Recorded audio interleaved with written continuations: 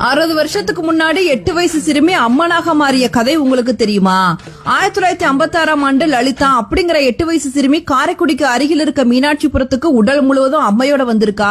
தான் சமயபுரத்திலிருந்து வந்திருக்கதா அந்த ஊர் மக்கள் கிட்ட சொல்லிருக்கா. சிறுமி சொன்ன வார்த்தைகள் எல்லாம் அருள் வாக்கா இருந்து பல அற்புதங்களை நிகழ்த்திருக்கு.